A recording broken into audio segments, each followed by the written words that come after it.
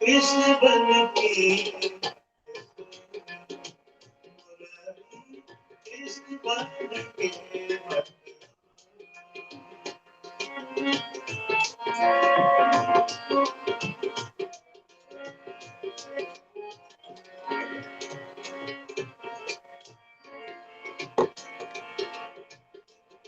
यदा यदा हि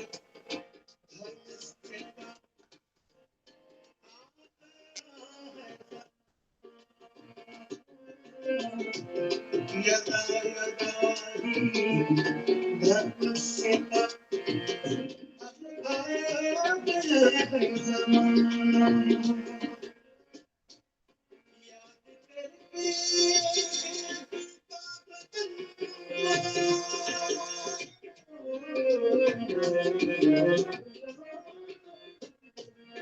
याद करके गीता वचन सोच समझ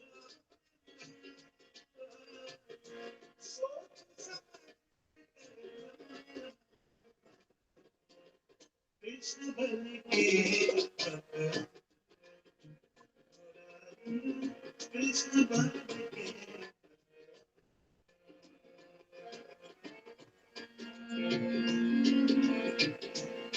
याद रख के बात में याद रख के बात ये जल्दी जल्दी याद रख के बात हमारी जल्दी जल्दी लाल कहे ये दिन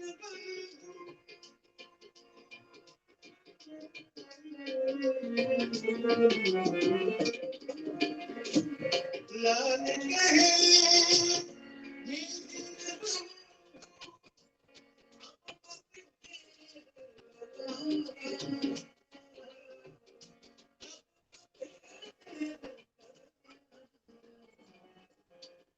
कृष्ण बन के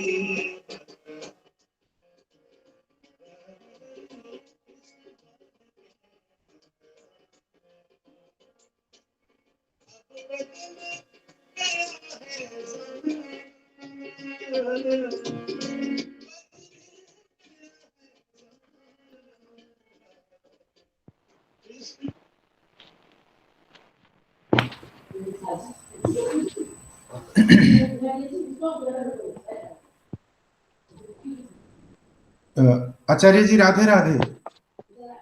शुरू कर दें? राधे राधे। बिल्कुल बिल्कुल शुरू किया जाए। हरे कृष्ण हरे कृष्ण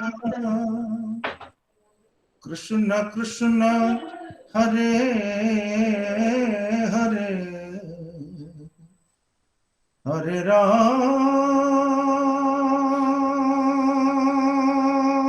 राम हरे राम राम राम हरे हरे श्री कृष्ण गोविंद हरे मुरारे हे नाथ नारायण वासुदेव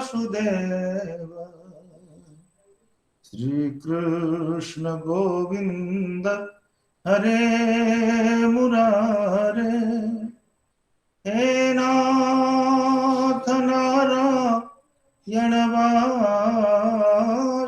वासुदेव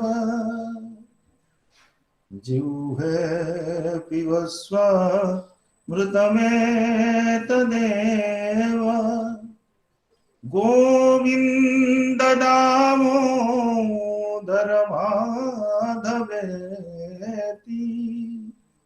गोविन्द दामोदर माधवेति। परम सम्माननीय समस्त सुधी जन भागवत रस पिपासु समस्त सुधी वृंद सभी भक्तों को मेरा नतशिरस्क प्रणाम। और हमारे जो बादरायण त्रयी आचार्य जयकांत प्रभु जी, आचार्य हरे कृष्ण प्रभु जी, आचार्य नरोत्तम प्रभु जी, इनको हमारे समस्त सुधी श्रोता भागवत में आदर रखने वाले सभी भक्तजनों की तरफ से अनंत कोटि प्रणाम। जो उपकार और कोई नहीं कर सकते और कहीं से हमें प्राप्त नहीं होता, वो उपकार हम लोगों को इन्हीं दिनों से मिल रहा है और इनके लिए कृतज्ञता व्यक्त करने के लिए हमारे पास कोई शब्द नहीं है। और यह निश्चित रूप से हम लोगों का जन्म जन्मांतर कोई पुण्य है कि भागवत जैसे साक्षात मोक्ष से अधिक मोक्ष को न्यकृत करने वाले कोई विशिष्ट फल देने वाला ग्रंथ और उसको उसी प्रकार के फल को देने वाले इस ग्रंथ को हमारे सामने व्याख्यात करने के लिए इस प्रकार के परम निष्णात वैष्णव त्रयी, और ये तो हमारे लिए कोई जन्म जन्मांतरीय बहुत ही कृपा है भगवान की कि इस प्रकार साक्षात भगवान ही इन्हीं के स्वरूप में मानो हमें आकर के इस प्रकार के उपदेश दे रहे हैं। इसीलिए मैं जितना भी प्रणाम करूं, जितना भी नत हो जाऊं, जितना विनय करूं, फिर भी ये सब कम है। लेकिन ये आप लोगों की बड़प्पन है कि हमारे एक भी प्रणाम को आप लोग स्वीकार कर लेते हैं। यद्यपि आप लोगों का डिमांड बनता है करोड़ों प्रणामों का, फिर भी आप लोग अल्प में संतुष्ट हैं और प्रतिदिन इसी प्रकार उपस्थित होकर के पुनः पुनः हम लोगों को इस प्रकार भागवत की रस सुधा सुनाते हुए कृतार्थ कर रहे हैं। इसलिए मैं पुनः पुनः कृतज्ञता व्यक्त करता हूं और प्रणाम निवेदन करता हूं। इससे पहले पिछले हफ्ते कुछ आचार्य जयकांत गुरु जी के समय मेरे को उपक्रम करने के लिए निर्देश हुआ था, लेकिन मेरी व्यस्तता के कारण, और व्यस्तता तो एक बहाना है, और मेरे दुर्भाग्य के कारण मैं उसमें उपस्थित नहीं हो पाया था। इसलिए इस प्रकार के श्रीमद् भागवत कथा में स्खलन के लिए मामकीन स्खलन के लिए मैं शतकोटि क्षमा याचना करता हूँ।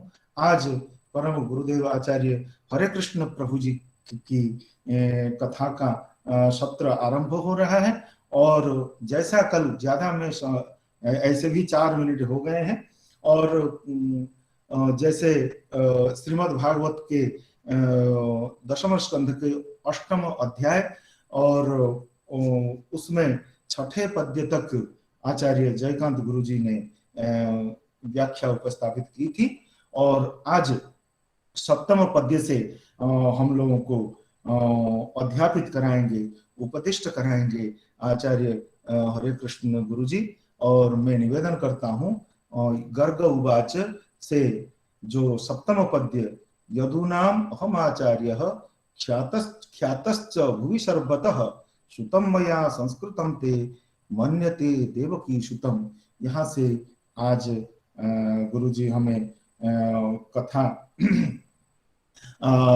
कथा सुधा पान कराने की कृपा करेंगे। मैं पुनः पुनः निवेदन करता हूँ साष्टांग प्रणाम पूर्वक कि माननीय गुरुदेव अब हमें उपदेश देने की कृपा करें। आचार्य जय हरे कृष्ण गुरु जी। वंदेहं श्रीगुरु श्रीयुत पदकमलं श्रीगुरून् वैष्णवांश्च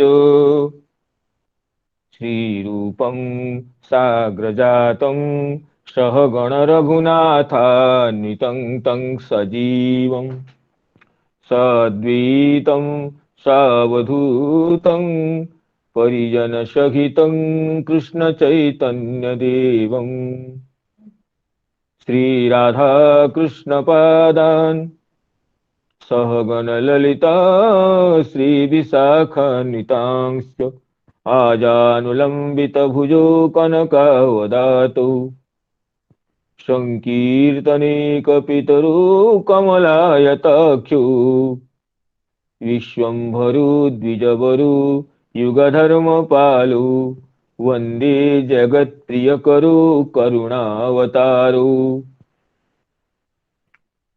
नीलाचलनिवासाय नित्याय परमात्मने बलभद्रसुभद्राभ्यां जगन्नाथाय ते नमः।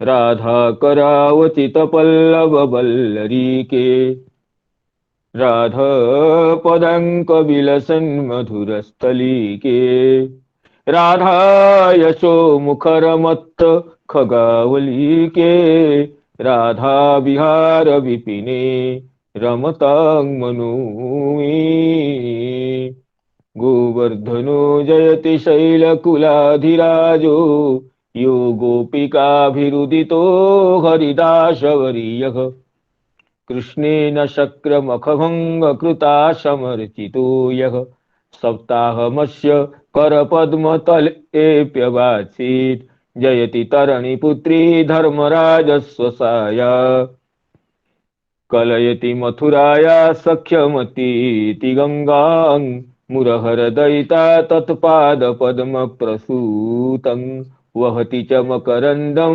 नीरपूरच्छलेन वृन्दावनावनिपते जय सोम सोम मौलेशनन्दन सनातन नारदेड्य गोपीश्वर व्रजविलासि युगाङ्घ्रिपद्मे प्रीतिं प्रयच्छ नितर निरुपाधिकाग्मे बृन्दायि तुलसी देवी प्रियायि केशवस्य च कृष्ण भक्ति प्रदे देवी सत्यवती नमो नमः। तमादिदेवं सुगीतावतारं तमालवर्णं करुणानिधानम् अपार संसार समुद्र सेतुं भजामहे भागवत स्वरूपम् मूकं करोति वाचालं पंगुं लंघयते गिरिं यत्कृपा तमहं वन्दे परमानन्दमाधवं वाञ्छाकल्पतरुभ्यश्च कृपा सिन्धुभ्येव च पतितानां पावनेभ्यो वैष्णवेभ्यो नमो नमः। पतितानां पावनेभ्यो वैष्णवेभ्यो नमो नमः। श्रीमद्भागवत कथा सत्र में समवेत समस्त सुधी समुदाय वैष्णव वृंद तथा मित्र मंडली को मैं पुनः पुनः प्रणाम अभिनंदन अभिवादन ज्ञापन करता हूँ। हमारे परम सौभाग्य है आप सभी की अनुकंपा से दुर्लभ श्रीमद् भागवत कथा रसमंदाकिनी में अवगाहन करने का परम सौभाग्य प्राप्त है। लगातार आप कुछ दिनों से आप लोग आचार्य प्रभु श्री जयकांत जी के द्वारा परिवेशित श्रीमद् भागवत कथा रस का आस्वादन कर रहे थे, जिसमें श्रीमद् भागवत के 10वें स्कंध के तृणावर्त वध प्रसंग और भगवान के मुख में विश्वरूप दर्शन प्रसंग के बाद 8वें अध्याय का प्रारंभ में भगवान के नामकरण संस्कार के उपक्रम में आचार्य गर्ग जी का ब्रज में समागमन और नंद बाबा का स्वागत करना, उनको ये भी समस्त विषय अत्यंत मधुमयी वाणी से भाव विभोर वाणी से आचार्य जयकांत प्रभु जी से जो परिवेशित कर रहे थे उसका आस्वादन करके हम लोग धन्य हुए हैं। तो मैं आचार्य जयकांत प्रभु जी को प्रणाम करते हुए, आचार्य श्री नरोत्तम प्रभु जी को प्रणाम करते हुए, आप समस्त श्रोतृ मंडली को पुनः पुनः कार्तज्ञ विज्ञापन करते हुए यथा प्रसंग भागवत कथा रस का आस्वादन करने के लिए अनुमति की प्रार्थी हूँ।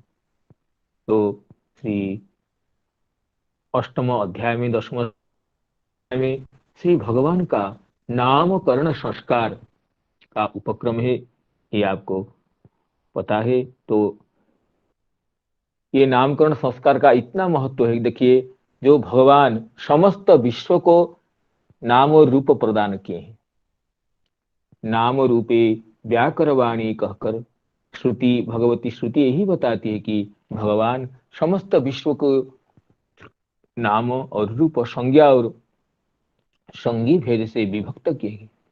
उसी भगवान को आज गर्गाचार्य जी चाहे लीला से भी हो संज्ञा संयुक्त करना चाहते हैं, नाम देना चाहते हैं। ये बड़ा विचित्र विषय है। समस्त विश्व को जो नाम रूप प्रदान किए हैं, समस्त विश्व को जो विश्व का समस्त पदार्थों का जो नामकरण किए हैं, ये घट है, ये पट है, इसको घट ही क्यों कहते हैं, इसको पट ही क्यों कहते हैं, इसी का यही समाधान है कि उसी में अनादिकाल से ईश्वर का वही संकेत है। इसलिए न्यायिकगण ईश्वरेच्छा को शक्ति मानते हैं। तो घटपटादि पदार्थों में तत्त व्यवहार का हेतु ईश्वरेच्छा ही है। तो ईश्वर के अनादि संकेत से तत्त पदार्थों का उन नामों से व्यवहार परंपरा प्रचलित है।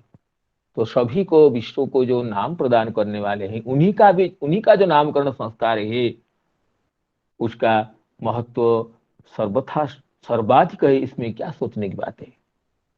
और दूसरी बात है कि जो पिता माता या कोई आचार्य जब नामकरण करते हैं, नाम प्रदान करने से उस बालक का, उस नाम प्राप्त करने वाले शिशु की प्रसिद्धि उस नाम से होती है। तो नामकरण संस्कार के द्वारा बालक की प्रसिद्धि होती है, शिशु की प्रसिद्धि होती है नामकरण संस्कार से। लेकिन इसमें ये वैपरीत्य है कि भगवान का नामकरण संस्कार करने से नामकरण संस्कार करने वाले आचार्य जी की ख्याति बढ़ गई है।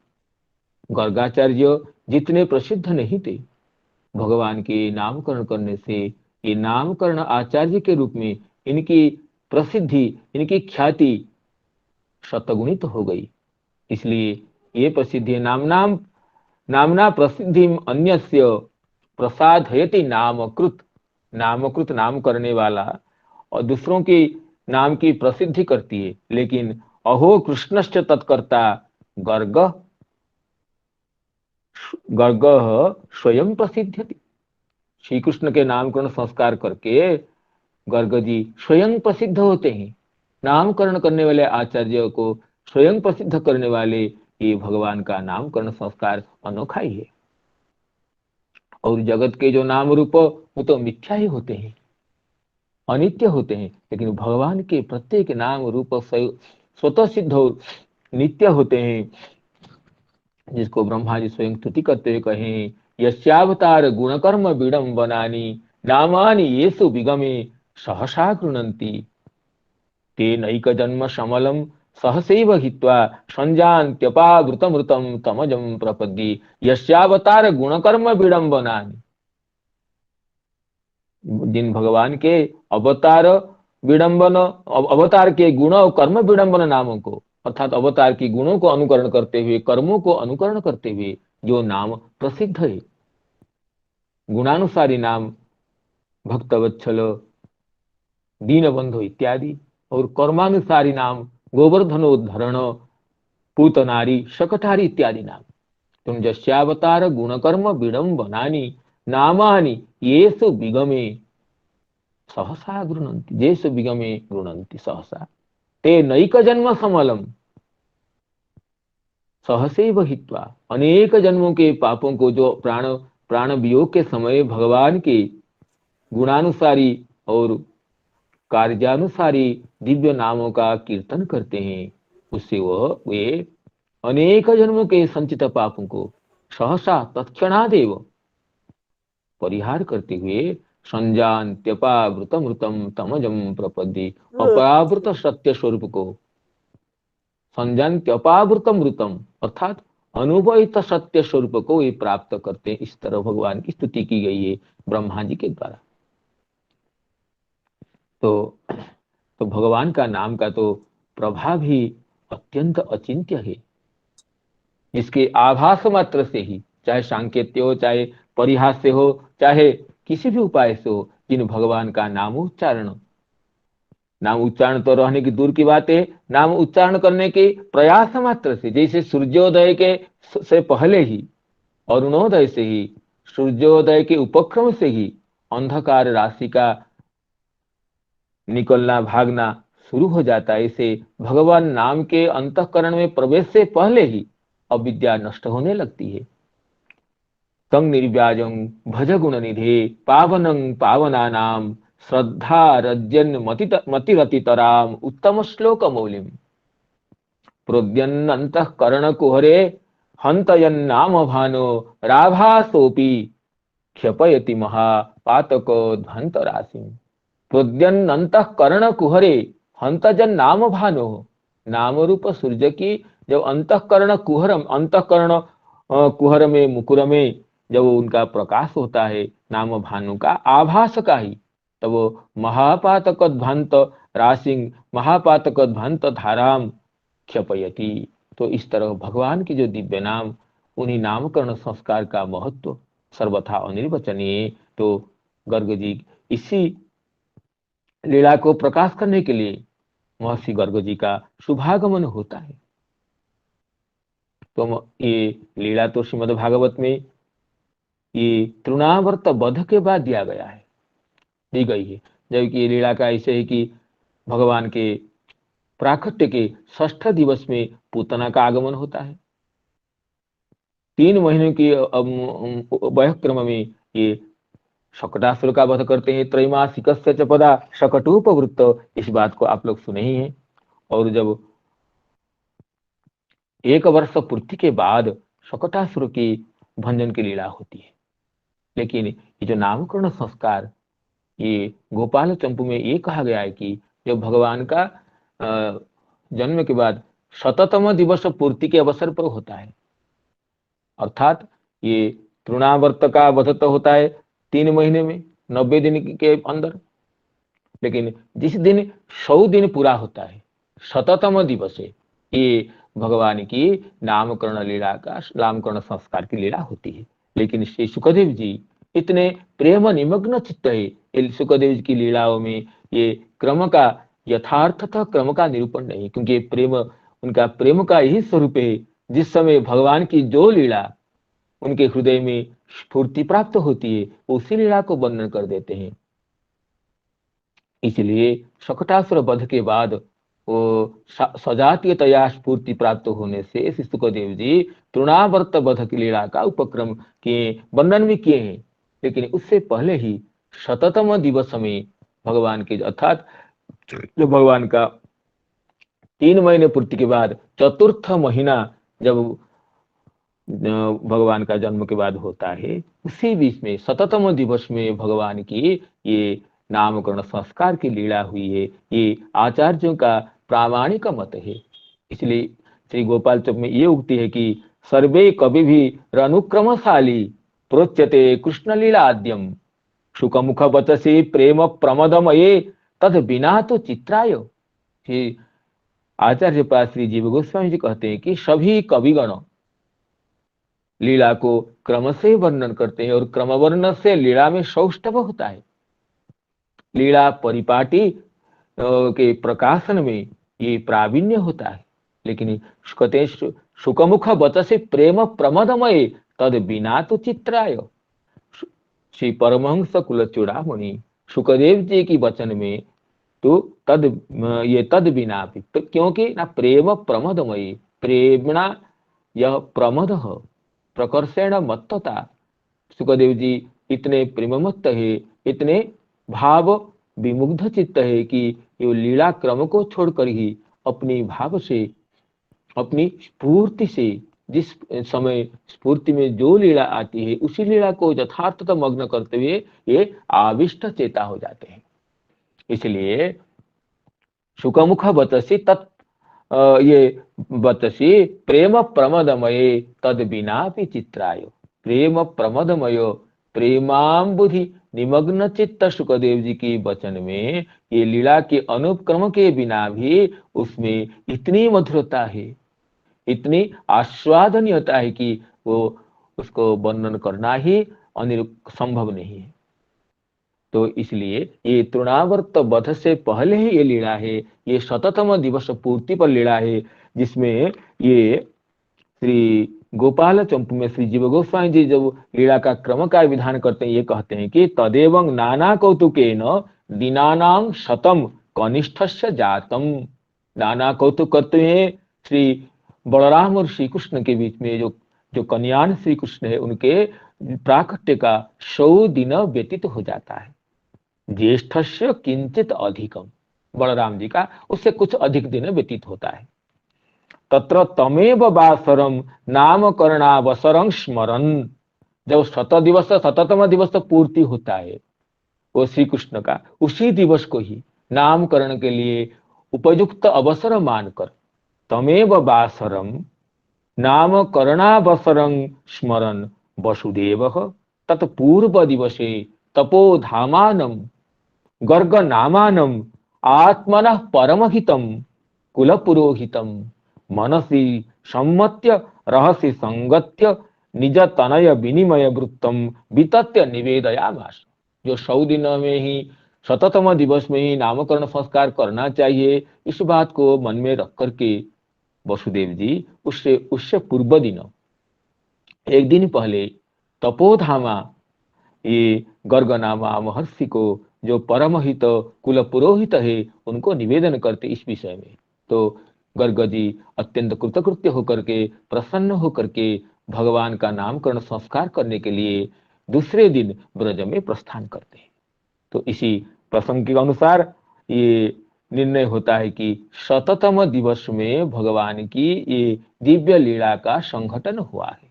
तो इतनी विवेचना करने के बाद हम श्रीमद् भागवत के प्रसंग में चलते हैं। जी जैसे हमारे प्रिय मित्र भागीरथी नंद जी जैसे बताए हैं कि हमें सप्तम श्लोक से शुरू करना है, पूर्व दिवस पाठ का जिसे स्मरण क्रम बता दिए हैं, उसी तरह आचार्य जयकांत जी के मुख कमलों से जिन शीघ्र लीलाओं का हम आस्वादन किए थे, जैसे आचार्य जयकांत प्रभु जी बताए थे कि तुम ही ब्रह्मविदां श्रेष्ठ संस्कारान कर्तुमर्हसि बालयो रनयोर नृणां जन्मना ब्राह्मणो गुरु। गर्गाचार्य जी का अत्यंत सुस्वागत करते हैं नंद महाराज जी। उनको कहते हैं कि आनर्च अधोख्य धिया, भगवत बुद्धि से भगवत अभिन्न मनीषा से स्वागत संपादन करते हैं ये महर्षि गर्ग जी का। और गर्ग जी जैसे ज्योतिर्विद्या में प्रवीण है, इस तरह ब्रह्मविद भी है, ये बता करके उनके जो शब्द ब्रह्म पर ब्रह्म दोनों में पटुता का उल्लेख करते हैं। कहते हैं कि आप जैसे ब्राह्मण ही, ब्राह्मण तो जन्मना गुरु, ये जन्मना ब्राह्मण गुरु, और उसमें समस्त परा विद्या अपरा विद्या दोनों का संगम हो जाए तो ब्राह्मण में गुरुत्व की क्या उसे निर्णय करना है। तो नंद महाराज जी ये चाहते हैं कि और बालयो रनयो नृणाम संस्कारान कर्तुमर्हसि, दोनों का, ये दोनों बालकों का, वसुदेव जी के बालक और मेरी बालक दोनों का संस्कार, नामकरण संस्कार करने के लिए प्रार्थना करते हैं। और गर्ग महर्षि तो वसुदेव जी के निवेदन से उसी नामकरण संस्कार के लिए आए हुए हैं। तो उसी बात को सुनकर इससे उनका आनंद हो जाता है। जैसे कोई भिक्षुक, कोई याचक जिस वस्तु की जाचना करने के लिए आया हो, उसके मांगने से पहले अगर ये तत्स्वामी उसी वस्तु को देने की इच्छा व्यक्त कर दे तो उसको जैसा आनंद होता है, प्रार्थना से पहले, याचना से पहले याचक को अपनी मनमांगी वस्तु मिल जाती है तो उसको जैसा आनंद होता है, तो गर्गाचार्य को भी ऐसे आनंद हो जाता है। फिर भी गर्गाचार्य जैसी जो कि ज्योतिर्विद्या के परम प्रवर्तक है, लीला से इसे कहते हैं। गर्गोवाच यदूनामहमाचार्यः ख्यातश्च भुवि सर्वतः। यदूनामहमाचार्यः ख्यातश्च भुवि सर्वतः। श्रुतं मया संस्कृतं ते मन्यते देवकी सुतम्। कंसः पापमति सख्यं तव चानकदुन्दुभे। देवक्या अष्टमो गर्भो न स्त्री भवितुमर्हति। गर्ग जी ये कहते हैं, यदुनाम अहम आचार्य ख्यातश्च भुवि सर्वतः। श्रुतं मया संस्कृतं ते मन्यते देवकी सुतं। कंसः पापमति सख्यं तव चानकदुन्दुभे। देवक्या अष्टमो गर्भो न स्त्री भवितुमर्हति। गर्ग जी, महर्षि गर्ग जी लोक लीला से ये नंद बाबा को मन में भय, ये एकांत में भगवान को नामकरण संस्कार करने की इच्छा है गर्ग महर्षि की। एकांत में करने से गर्ग जी भगवान के जो दिव्य लीला सौष्ठव का, दिव्य सौंदर्य का आनंद ले सकेंगे। ये उनका आंतरिक अभिप्राय है। और बाह्य व्यवहार से किसी को पता नहीं होना चाहिए कि गर्ग जी आकर के ये नामकरण संस्कार किए हैं। इसलिए लोक लीला से गर्ग जी कहते हैं, यदुनाम अहम आचार्य, मैं जदुवंश का आचार्य हूं, जदुवंशियों का कुल पुरोहित हूं। और आप जदुवंशी होने पर भी आप जदुवंशी रूप में आपका इतनी प्रसिद्धि नहीं है। आप तो जदुवंशी हैं। जदुवंशी के जो राजा देवमीढ़ से उनके क्षत्रिय पत्नी से सूर्य जी का जन्म होता है और वैश्या पत्नी से पर्जन्य जी का जन्म होता है। पर्जन्य जी के पुत्र नंद जी हैं और सूर्य जी के पुत्र वसुदेव जी हैं। तो दोनों एक ही कुल के हैं, फिर भी मातृवंश से कुल परंपरा चलने की प्रथा होने से ये नंद बाबा जी उपनंद प्रभृति वैश्य वंश के रूप में प्रसिद्ध होते हैं, जबकि ये सूर्य जी वसुदेव जी ये क्षत्रिय वंश में। लेकिन दोनों के पिता एक ही है, पर्जन्य जी और सूर्य जी दोनों के पिता देवमीढ़ जी है। देवमीढ़ जी की शुद्ध ये वैश्या पत्नी से पर्जन्य जी का जन्म होता है, क्षेत्रीय पत्नी से सूर्य जी का जन्म होता है। सूर्य जी के पुत्र वसुदेव जी है और पर्जन्य जी के पुत्र नंद, उपनंद, सनंद, नंदन, नंद इत्यादि है। ये कथा पहले भी चर्चा हो गई की गई है। तो इसलिए, लेकिन फिर भी कहते हैं कि आपकी जदुवंश के रूप में जितनी प्रसिद्धि नहीं है, जदुवंशों के आचार्य के रूप में मेरी ज्यादा प्रसिद्धि है। यदुनाम हम आचार्य, आचार्य उसे कहते हैं आचिनोचित शास्त्रार्थम, आचिनोचित शास्त्रार्थम आचार्य स्थापयत्यपि स्वयं आचरते यस्मात् तस्मात् आचार्य उच्यते। जो शास्त्रार्थ को संग्रह करते हैं और स्वयं आचरण करते हैं वही आचार्य है। और मनुस्मृति में मनु जी कहते हैं कि जो कोई शिष्यों को उपनयन करने के बाद खुद वेद का अध्यापन कराते हैं, समस्त अंगों सहित वेद का जो गोपनीय अर्थ को बताते हैं, वही उनको आचार्य कहते। उपनीय तो ज शिष्यम वेद अध्यापये द्विजः सकल्पं सरहस्यं च तमाचार्यम प्रचख्यते। तो गर्ग जी कहते हैं मैं जदुवंश का आचार्य हूं, जदुवंश का कुलाचार्य हूं। और ख्यातश्च भुवि सर्वतः, सर्वतः हमें इसमें टीकाकार कहते हैं कि ये सर्वतः ये जो सप्तमी अर्थ में तसी प्रत्यय, सार्व विभक्ति का तसी प्रत्यय जो है इसका यहाँ सप्तमी अर्थ में विधान है। सर्वतः अर्थ होता है सर्वश्याम दिशि, सर्वश्याम अहं ख्यात। सभी दिशाओं में गर्ग जी की प्रसिद्धि है कि ये जदुवंशियों का आचार्य है और मैं आपके पुत्र को संस्कार करूंगा। तो ये मन्यते देवकी सुतम कंस, कंस को ये बोध हो जाएगा कि एक देवकी का पुत्र है, क्योंकि जदुवंश के आचार्य ने संस्कार क्यों किया। तो इससे कंस तो अभी ढूंढ रहा है कि जब ये आगे कहेंगे कि जब जोगमाया जी ने कंस को बताया यत्र कवा पूर्व शत्रु जाता खलु तवा अंतकृत, तुम्हारा जो अंत करने वाला पूर्व शत्रु कहीं भी जात हो गया है। कंस तो यही ढूंढ रहा है कि मेरा शत्रु कहाँ जन्म लिया है। और पूतना वध के बाद, शकटासुर वध के बाद कंस को यह भी निश्चय धीरे धीरे होने लग रहा है कि ये ब्रज में नंद बाबा के यही मेरे शत्रु है। और आगे मैं जब आकर इनका नामकरण संस्कार करूंगा और जो इसकी प्रसिद्धि हो जाएगी तब कंस को निर्भ्रांत ज्ञान हो जाएगा कि ये वसुदेव जी का ही पुत्र है। तो यही कह रहे हैं कि सुतं मया संस्कृतं ते मन्यते देवकी सुतं।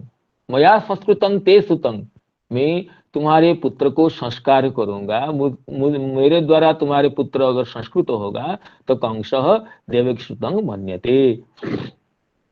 वो पापमती कंस जानता है, क्योंकि सख्यं च आनक तव सख्यं च आनक दुंदुभि, तुम्हारा और आनक दुंदुभि नामना प्रसिद्ध जो वसुदेव जी है, आप दोनों के सख्य को कंस जानता है। और ये भी कंस के मन में सब समय आशंका रह गई है, संशय रह गया है कि देवकी का अष्टम गर्भ कभी स्त्री नहीं हो सकती है। देवताओं ने जिसके लिए देवकी जी के विवाह के समय आकाशवाणी की थी देवताओं ने कि अस्यास्ताम अष्टमो गर्भो हंतायांग वह से अबुध। वो जो अष्टम गर्भ, यद्यपि गर्भ शब्द स्त्री पुरुष दोनों के लिए साधारण होता है, फिर भी जो मेरा जो हत्यारा जन्म लेगा वो देवकी के अष्टम गर्भ से, वो कभी स्त्री नहीं हो सकता, नहीं हो सकती है। ये कंस को मन में सब समय खलता रहता है, इसलिए कंस सब समय अपने गुप्तचरों से ये पता लगाने लगता है कि देवकी का कहाँ रहा। तो इसलिए ये कहते हैं कि मैं अगर संस्कार करूंगा तो ये पापमति कंस को, खल भावना को, आसुरी विचारधारा को और बढ़ा देगा। अब देखते हैं टीकाकार क्या श्रीधर स्वामी जी कहते हैं इसमें। श्रीधर स्वामी बाद यही कहते हैं कि अत्युत्साहिनम नंदम प्रति गुप्तम एतद कार्यमिति अभिप्रायण प्रत्याचख्यान आह। पहले गर्ग जी प्रत्याख्यान कर देते हैं, अगर पहले ही मान लेंगे तो नंद बाबा खुश होकर के सारे ब्रज में ये उत्सव का घोषणा कर देंगे, उत्सव की घोषणा कर देंगे, हमें मेरे नामकरण संस्कार करना है। पहले प्रत्याख्यान कर देंगे तो फिर गर्ग जी को मनाने के लिए नंद बाबा कुछ भी स्वीकार कर लेंगे। इसलिए गोपन में ही ये कार्य कराना है, गर्ग जी की अभिलाषा है। एक तो वसुदेव जी कहे कि इस बात को प्रकट नहीं करना है, और गर्ग जी का भी यही अभिष्ट है, मैं गोपन में अगर नामकरण संस्कार कराऊं तो श्री दोनों पुत्रों को, नंद बाबा के पुत्र और वसुदेव जी के पुत्र दोनों को मैं अत्यंत प्रीतिपूर्ण हृदय से आंख भरकर देख सकूं। इसलिए गर्ग जी पहले प्रत्याचख्यान आह, पहले प्रत्याख्यान करते हैं, कहते हैं कि यदुनाम अहम आचार्य भवतु तथापि तुम अत्रागत इति को विद्यात। कोई बात नहीं, आप जदुओं के आचार्य भले ही हो, लेकिन आप यहाँ पर आए हैं, इसकी पता कैसे किसको लगेगा? तो कहते हैं ख्यातश्च। ये जो ख्यात शब्द दिए हैं, मैं प्रसिद्ध हूं, मैं कहाँ जाता हूँ, क्या करता हूँ, ये तो सभी को पता पड़ता है। जो प्रसिद्ध लोग होते हैं, जो ख्याति विशिष्ट लोग होते हैं, उनके प्रत्येक क्रिया पर सभी की निगरानी रहती है। ततः किमित्याह, ना उससे क्या होगा, ना श्रुतमिति कंस मन्यते कल्पयेत। कंस ये चिंता करेगा, कंस ये अनुमान करेगा। ननु जदुकुमार इति कथंचित् जानातु तत्र वसुदेवस्य सुतः तत्रापि देवक्यं जात इति कुतो जानीयात्। भले ही जदु कुमार उसको पता पड़े, लेकिन वसुदेव जी के पुत्र है और देवकी से जात हुआ है, ये कैसे पता होगा? ना कहते पापमति ही, कंस बड़ा पापात्मा है, वो तो सभी अनुमान कर लेता है। और आपके और वसुदेव जी के सख्य को, आप दोनों में प्रगाढ़ मैत्री है, इन बातों को कंस जानता है। इसलिए वो अनुमान कर लेगा कि ये देवकी जी का जो अष्टम गर्भ ये वसुदेव जी विनिमय करके ले आए होंगे। यही कहते हैं श्री श्रीधर स्वामी जी। आगे देखते हैं चक्रवर्ती पाद क्या कहते हैं इस टीका में। श्री चक्रवर्ती पाद ये कहते हैं सर्वतः सर्वश्याम मन्यते ना मंक्ष्यते। मन्यते का अर्थ है कंस ये चिंता करेगा। ननु एतावत कह अनुसंधास्यते तत्राह कंसः। कहले इतना कौन अनुसंधान करेगा? ना कंसः। कंस शब्द का ही अर्थ है ये कशी हिंसायाम, इस धातु से कंस शब्द का कंस शब्द की उत्पत्ति व्युत्पत्ति है। जो हिंसा है, जिसके हिंसा करना ही जिसका स्वभाव है, जो पर पीड़क है, निष्कारण जो पर पीड़ा करते हैं। कोई कोई तो ऐसे होते हैं अपनी स्वार्थ के लिए दूसरों को पीड़ा देते हैं।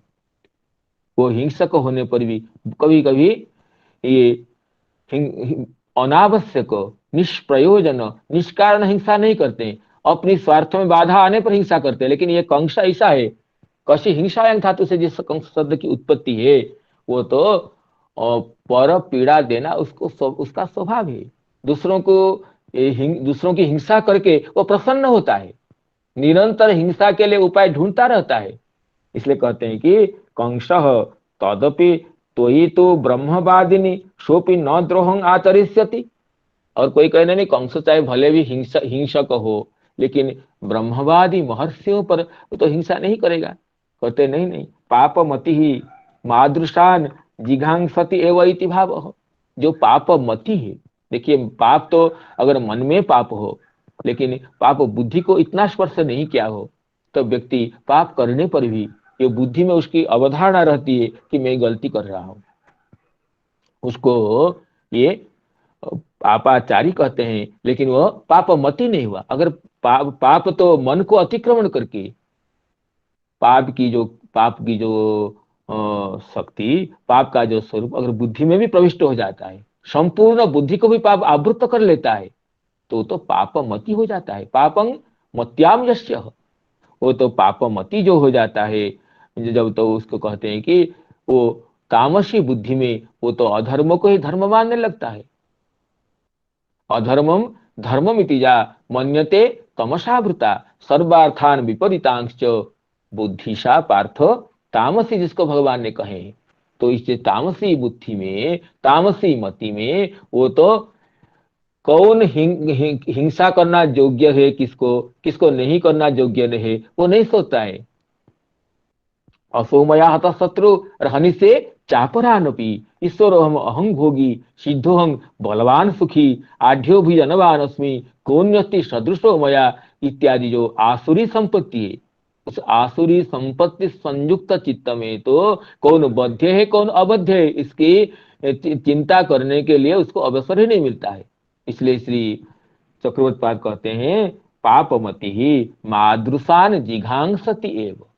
तो इसे पापमति जो है, जिनको पापात्मा कहते हैं, जिनके लिए शब्द का प्रयोग मुख्यत होता है पापः, पापी तो कहते हैं, लेकिन जब पापी पाप करते करते पापात्मा हो जाता है, उसको तदभेदेन व्यपदेश होता है, पापोहम पाप कर्माहं। अथवा जैसे गीता में कहें कि ये भुंजते ते त्वघं पापा ये पचन्ते आत्म कारणात्। यद्यपि अर्षादिव्य अच्छे पापं अस्य अस्तिति पापः पद सिद्ध हो जाता है, फिर भी जब पापी न कह करके पापः शब्द से कहने से उसको पापात्मा, वो पाप से जब पाप से पापी का तादात्म्य हो जाता है, तो उसको पापः शब्द से कहते हैं। भुंजते ते त्वघं पापः ये पचन्ति आत्म कारणात्। तो वो जो पापमति जो है, इनका स्वभाव होता है साधुओं को पीड़ा देना। इसलिए उद्धव जी तृतीय स्कंद में भगवान के अवतार के हेतु बताते हुए कहते हैं स्वशांत रूपे सितरे स्वरूपे रभ्यर्द्यमाने स्वनुकंपितात्मा परावरेषु महदंश युक्तो यजोपि जातो भगवान यथाग्नि। कहते हैं भगवान अजोपि जातः यथा अग्नि, अग्नि सर्वत्र व्याप्त होने पर भी जिसे अपने साधन सन्निवेश से जैसे अग्नि प्रकट होता है, इस तरह अज भगवान भी अग्नि जैसे प्रकट हुए हैं। परावरेशो महदंश युक्त, जो पर अवर सभी के ऐसे है, समस्त अंशों के साथ सम्मिलित होकर के भगवान प्रकट होते हैं। किस लिए प्रकट होते हैं ना, स्वशांत रूपे स्वितरे ही स्वरूपी रभ्यर्द्यमाने स्वनुकंपित आत्मा। उद्धव जी देखिए कितने बड़े महाभागवते, असाधु को असाधु शब्द से नहीं कहते हैं, दुष्ट शब्द से नहीं कहते हैं, कहते हैं भगवान के दो रूप हैं, एक शांत स्वरूप है, एक इतर स्वरूप है। जब शांत स्वरूपों को, भगवान के शांत स्वरूपों को इतर स्वरूप अभ्यर्थित करते हैं, नाम पीड़ित करते हैं। भगवान के शांत स्वरूप को इतर स्वरूप अर्थ अशांत स्वरूप, दूसरों की हिंसा करते करते जिनकी चित्तवृत्ति निरंतर अशांत रहती है, ऐसे भगवान के शांत स्वरूप जब तदितर स्वरूप से अर्थात अशांत स्वरूप से पीड़ित होते हैं, तब भगवान अनुकंपितात्मा होकर के यद्यपि दोनों ही भगवान के स्वरूप है, फिर भी जो शांत स्वरूप है उन पर भगवान की ज्यादा प्रीति है, क्योंकि ये लोक कल्याणकारक है। लेकिन अशांत स्वरूप तो जो है वो तो स्वयं अशांत रहते हैं और दूसरों को भी अशांत करते हैं अपने व्यवहार से।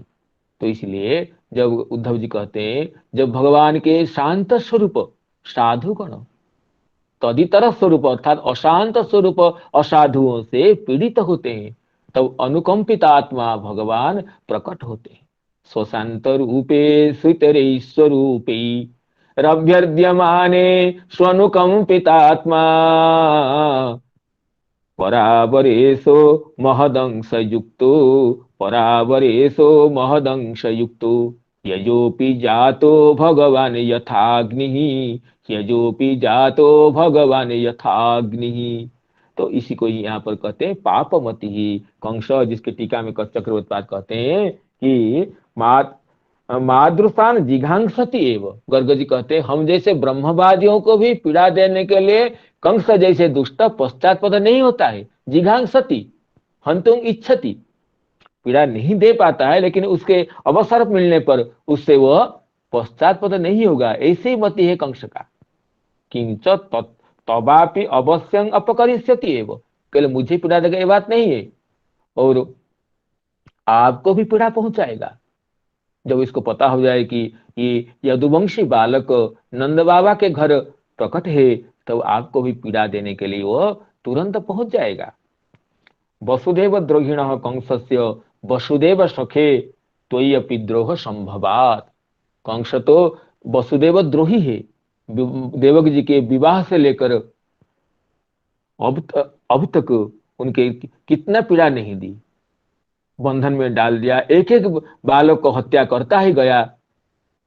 तो वसुदेव द्रोही है कंस, और वसुदेव द्रोही कंस को जब पता होगा कि यदुवंशी आचार्य आकर के नंद बाबा के घर में उनके पुत्रों को संस्कार किए हैं, नामकरण संस्कार दिए हैं, तो वसुदेव सखा आपको भी कंस अपना शत्रु मान लेगा।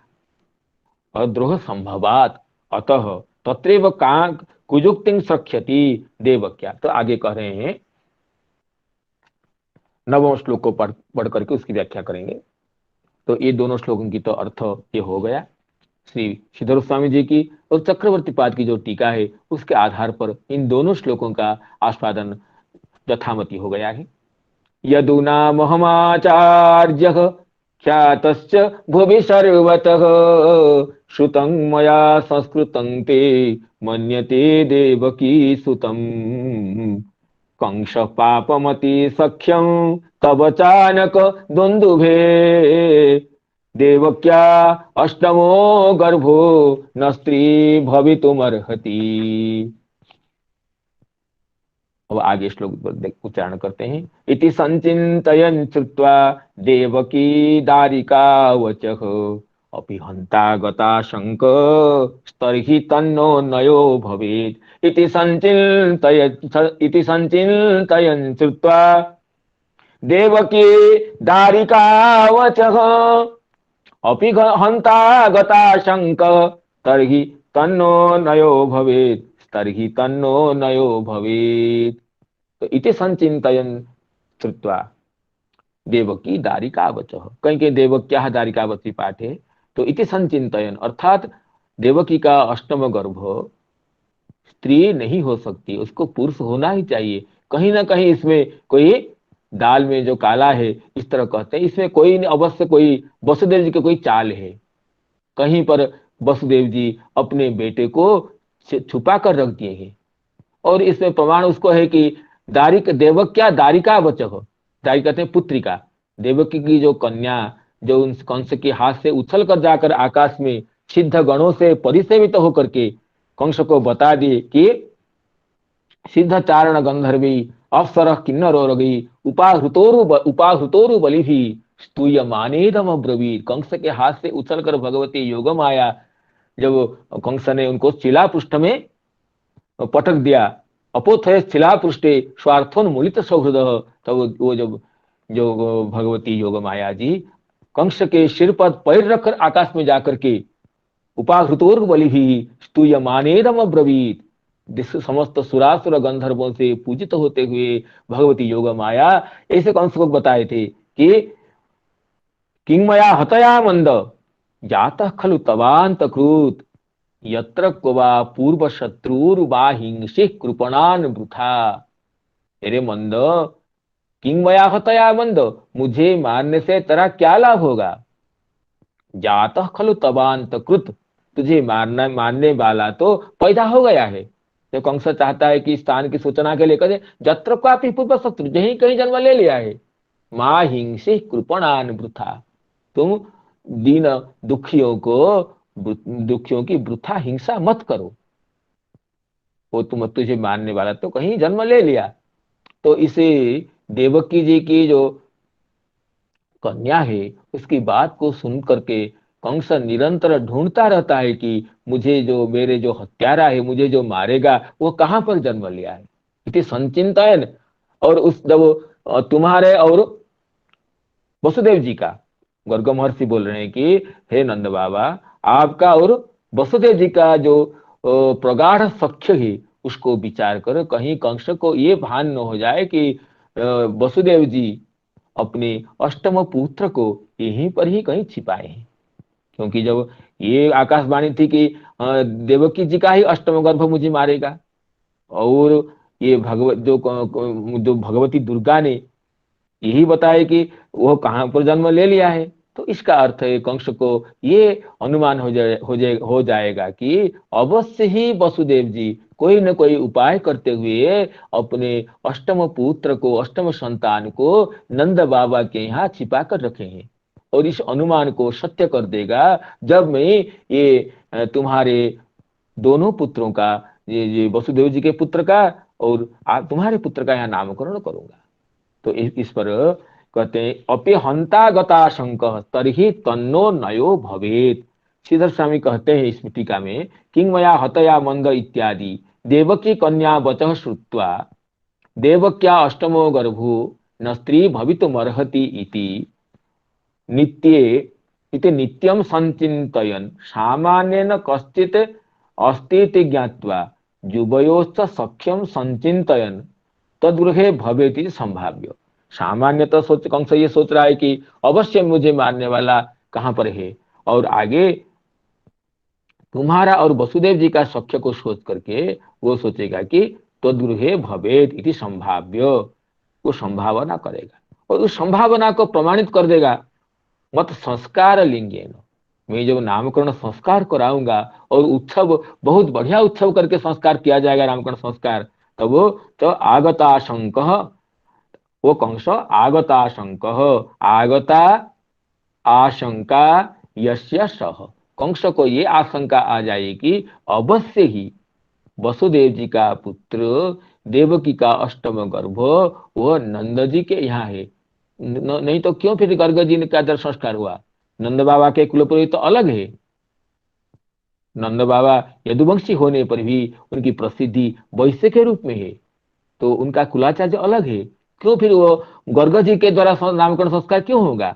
इसलिए आगता शंक अपि यदि हंता हनिष्यति तर्हि तत्तदा नो महान अनयः स्यात्। और वो हंता और वो हनन करने के लिए आ जाएगा तो महान अन्याय हो जाएगा। हंता पद को लेकर के टीकाकारों ने खूब चर्चा की है।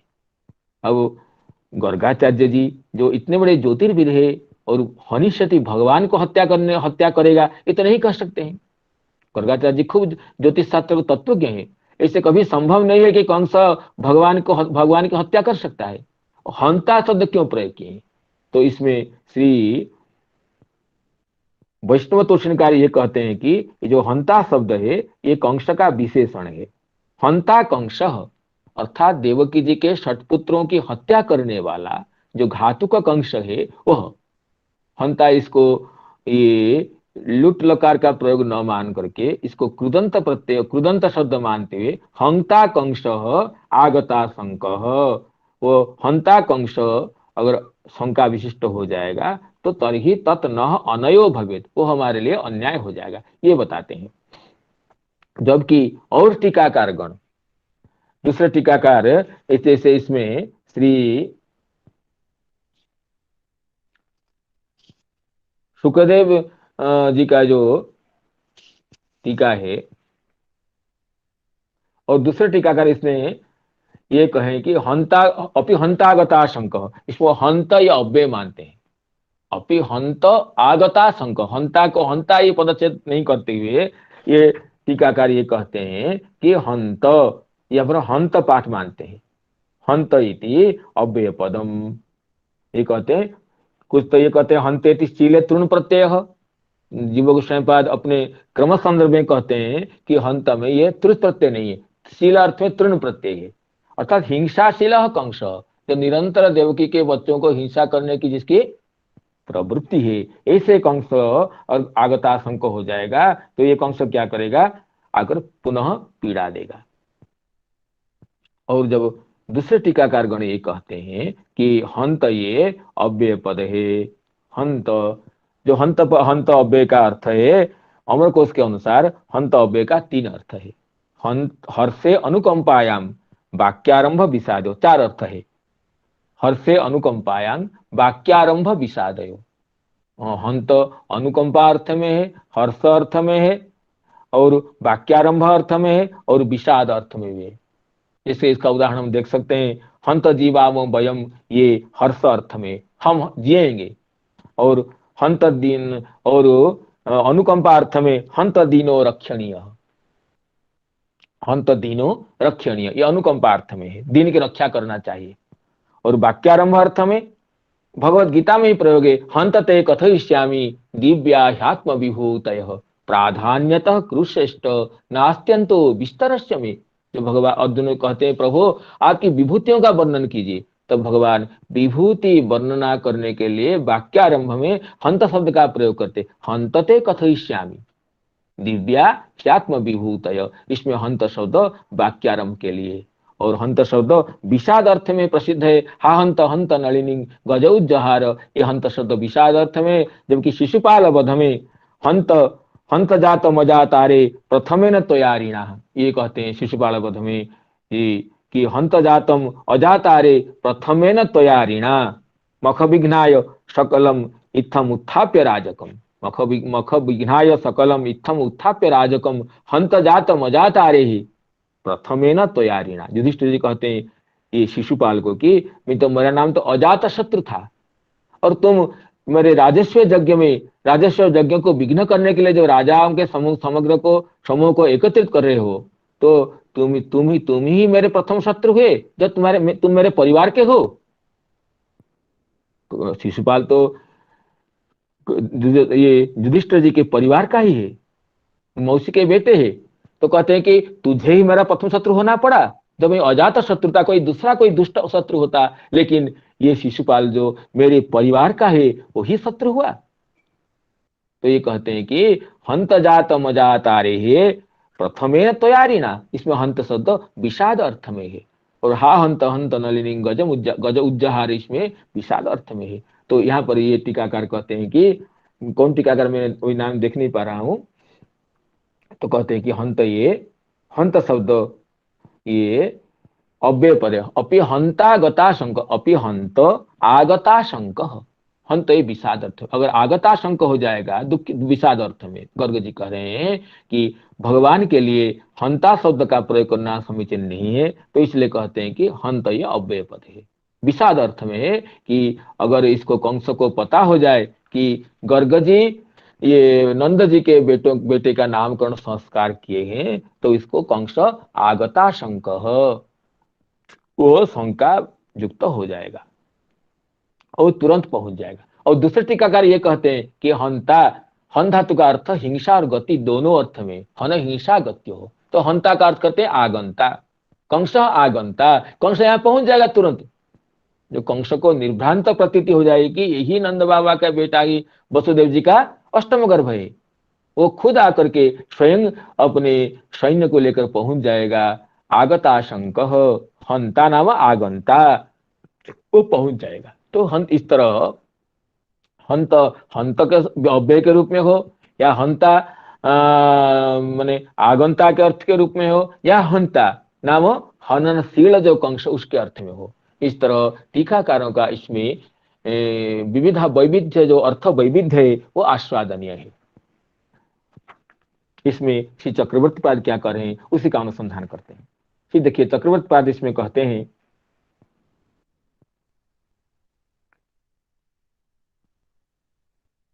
भाग्यवशादेव मद्गृहम आयातम ईदृशं आचार्यम कदा पुनर्हम लप्स्ये तस्माद। अच्छा, चक्रवर्ती पाद का पूर्व का कुछ बाकी है, देखते हैं पहले। ये कहते हैं तत्र कुजुक्तिं स्रक्षति इत्याह देवकी देवक्या इति देवकी दारिका वचः श्रुत्वा अष्टमो गर्भो न स्त्री भवितुम अर्हति। जब आकाशवाणी ये हुई थी, जो अस्यास्त्वाम अष्टमो गर्भो हंतायांग बहसे बुध, ये जो आकाशवाणी, ये देवकी का अष्टमो गर्भ स्त्री नहीं हो सकती है। इति चिंतन इति अन्वय मत शत्रुर विष्णुरेव देवक्या गर्भे जात एव किंतु वसुदेव शिक्षया तस्य सख्युर्नंदस्य गृहे प्रविष्ट इति देवकी दारिका वचः। ये वसुदेव जी को लक्ष्य करके श्री गर्ग जी ये कह रहे हैं, मेरे कंस को ये भान हो जाएगा कि मेरे शत्रु विष्णु ही देवकी गर्भ में जन्म लिए थे, किंतु वसुदेव जी की शिक्षा से वो नंद गृह में प्रविष्ट हो गया। ये देवकी की जो कन्या की वाणी रही, जत्र क्वापि तवांतकृत जातः, ये मदिष्ट देवी दुर्गा एवं। देखिए कंस तो दुर्गा जी का भक्त है, और कंस ये सोच रहा है मेरी इष्ट देवी दुर्गा तो मुझे बता देते, अरे अरे कंस सुनो सुनो, तुम तो मेरे सेवक हो, तेरा शत्रु वहां पर जन्म हो गया। लेकिन वो मदिष्ट देवी दुर्गैव देवकी दारिका रूपा भूत्वा यत्र क्वचित् जात इति पदेन देवक्यांगपि जन्म संभाव्य विष्णु निषेध शंकया एव मां स्पष्टं अनुक्त्वा तम अन्विष्य जहि इति मां अभिव्यंजयामास। तो कहते हैं कि जो देवकी दुर्गा जी जो ये बताए, किं हतया मंद जात खलु तवांत कृत यत्र क्वापि पूर्व शत्रु मा हिंसे कृपणान वृथा। ये जो वचन है, कंस ये सोच रहा है देखो मेरी इष्ट देवी दुर्गा जी तो मुझे बता देते। अगर कंस को ये पता नहीं कि भगवती दुर्गा जी जो घातक है, हिंसक है, उस पर प्रसन्न नहीं होती है, लेकिन ये कहती है मेरे इष्ट देवी तो मुझे बता देते, लेकिन विष्णु ने उनको निषेध कर रखा था, इसलिए देवकी दुर्गा जी ने मुझे स्पष्ट बताई नहीं। ये बोल दिया कि जत्र क्वापि जात हो। तो इसका ये व्यंग्यार्थ ये है, अरे कंस तू जाकर ढूंढ लो तेरे शत्रु को और उसका वध करो, ये मेरी इष्ट देवी का वचन है। जबकि इष्ट देवी स्पष्ट कह दी थी मां हिंसी कृपणान वृथा, दीन दुखियों की तो वृथा हिंसा मत कर। लेकिन तो ये थोड़े सुना कंस ने, दूसरे ही दिन से पूतना को भेज करके जो निर्दोष अनिर्दोष सब बालकों को हत्या करना शुरू कर दिया है कंस ने।